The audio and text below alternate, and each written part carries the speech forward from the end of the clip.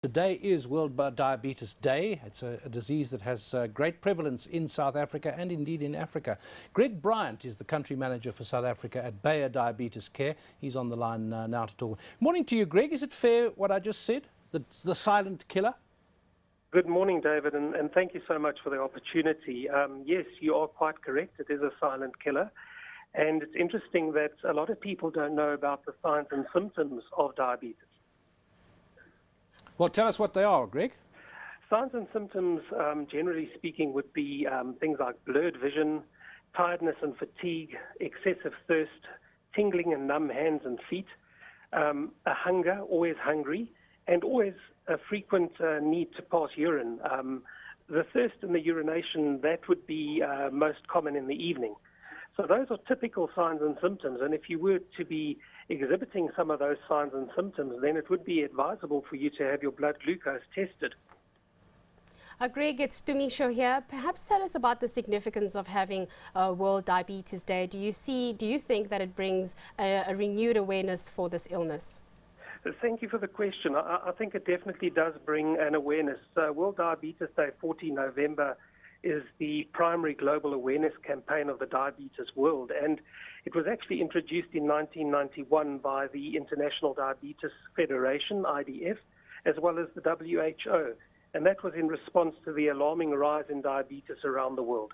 The remarkable thing about it, Greg, and I think this has also been highlighted by the Tim Noakes diet, and I'm sure you've been following that controversy, because Tim Noakes was saying that he has actually reversed his likely developing diabetes through his diet. I think he said that, but certainly he's made claims for the diet in preventing it.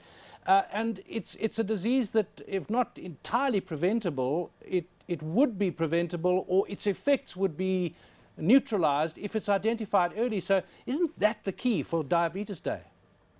Yes, certainly, and that's what we try and do with Diabetes Day screening events that we host, where we try and educate the public about the signs and symptoms, where we try and give them some literature about the disease itself, and try and encourage them to get to know more about the disease should they become diagnosed. Greg, would you say that diabetes is more prevalent among high-income earners, or is this just a generalization? I think that, to be very honest, is a generalization, and I'll tell you why. Simply because diabetes causes can be your genetic makeup, family history, ethnicity, health, even environmental factors. So in actual fact, it's got no boundaries. It doesn't matter who you are, you can be exposed to the disease.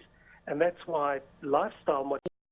Expensive medication. So perhaps, enlighten us on that. From an economics perspective, we tend to concentrate on offering a product that's readily available through retail pharmacies. The test strips that work with the device are readily available in retail, and we try and keep those prices as low as we can. But of course, if you were to be diagnosed and you were to have to start using an oral form of medication, or even having to use an insulin form of medication, naturally there would be a cost involved. But your healthcare funders are aware of the disease entity, and to that extent there is funding available. But I hear what you're saying. It can become expensive, so one has to just be conscious of costs and try and shop around to get the best value for your money. Well, thanks to Greg Bryant. He's the country manager for South Africa at Bayer Diabetes Centre, Bayer Diabetes Care rather, and of course today World Diabetes Day.